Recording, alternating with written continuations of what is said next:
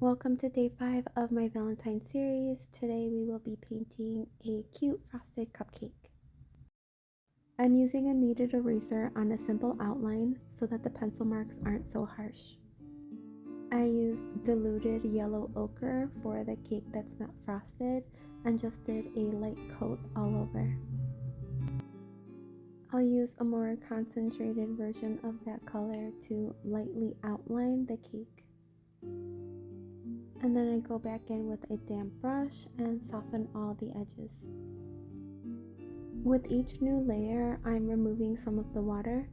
So this is a more concentrated yellow ochre, and then I'll soften the edges and then go back in with the same concentrated yellow ochre, and it's going to create this glazing layering effect. I'm keeping it a tad darker on both sides because the light source will be in the middle. I'm adding a touch of burnt sienna to our yellow ochre mixture and then going around the outline one more time and deepening those shadows.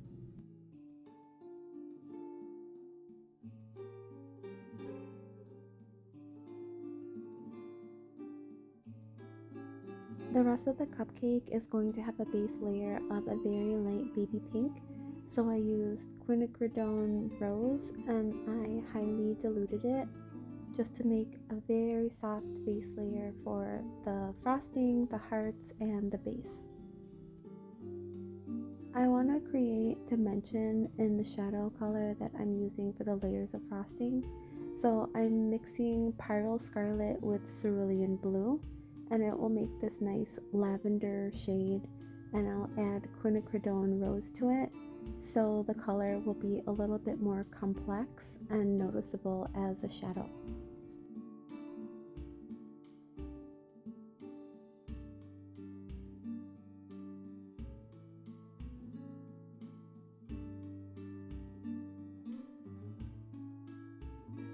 I'm diluting it so that I can create the first layer of this shadow by lightly outlining the layers of the frosting. Some of that may have been covered up by the pink paint and you may not be able to see your pencil lines as much, so this outlining is a really big help. I love this technique of just wetting the area and dropping the color in. I feel like it's really nice to watch the colors bleed together, and you could probably just leave it like that, but I like to go in with a damp brush and just soften the edges a little. I'm keeping the sides of the cupcake a little bit darker to show that same shadow area that we did on the actual cake.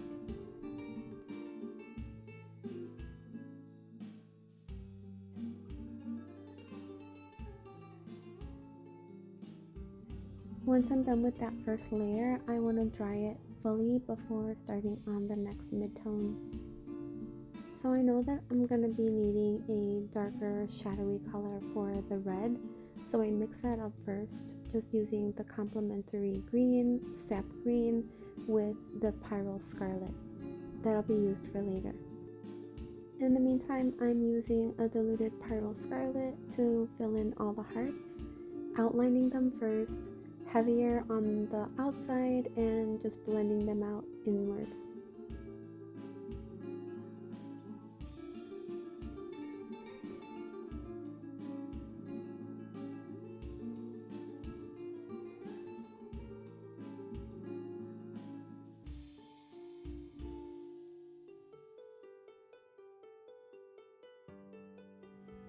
I'm going to use a layering technique on all of the hearts throughout this process, and anytime I see a portion getting a little dry, or anytime I feel like I can touch up an area, I go in with that same Pyrrole Scarlet color and just deepen where I can and softening the edges with a damp brush.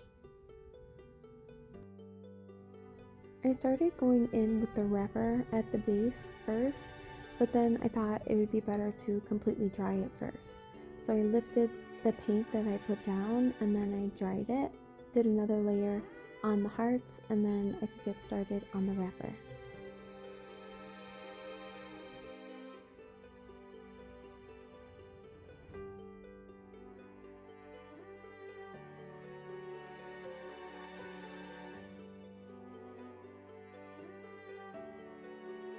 During the sketching process, I used a ruler to make all the lines on the wrapper, so I'm trying to salvage my hard work by being really careful painting in these lines.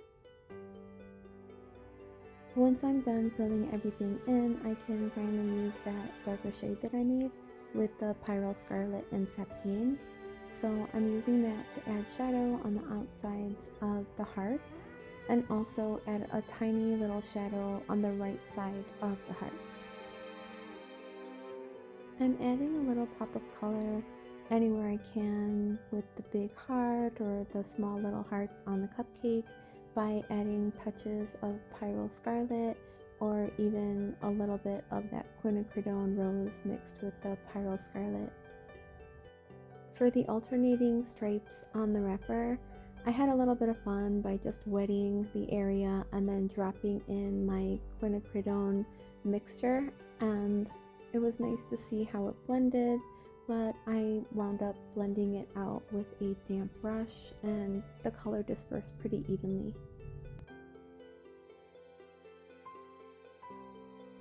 I wanted to dry it completely before adding my next layer.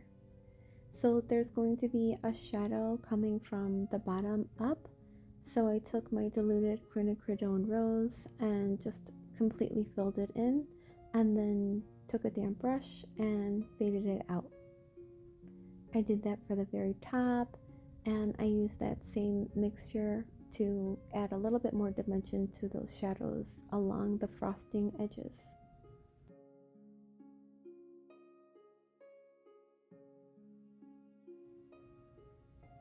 Again, I'm layering as much as I can, adding another layer of that bottom shadow and making sure to blend it out with a damp brush. I completely dried it again before going in with my outline color. So it's that same complementary red sap green mixture that I made, but I'm using a very thin brush and I'm just outlining everything on the painting. So all of the layers of the frosting, all of the hearts, all of the lines on the wrapper, but it's a very thin line.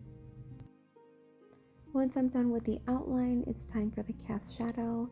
I'm using Payne's Gray and I'm heavily diluting it just to create the first base layer of the cast shadow, and I will blend it out so that it's not such a harsh line with the outline. I'm using that same color but less and less water as I move closer to the cupcake, and I'm letting it fade in with a damp brush, but I'm also drying it between layers.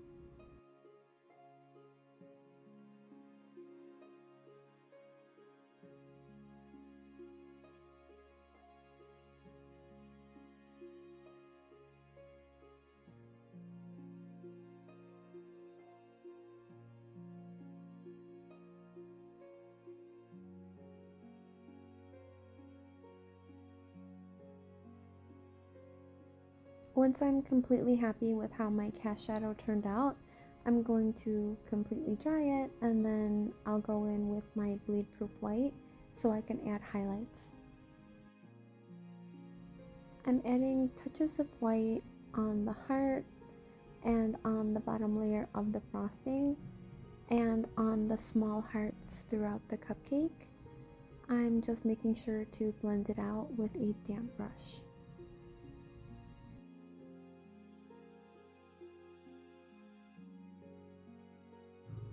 I'm taking my time here so that none of the highlights look too overpowering and they all seem like cohesive with the rest of the painting.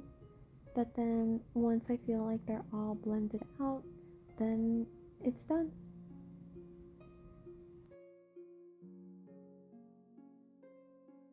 This is how it looks in natural light.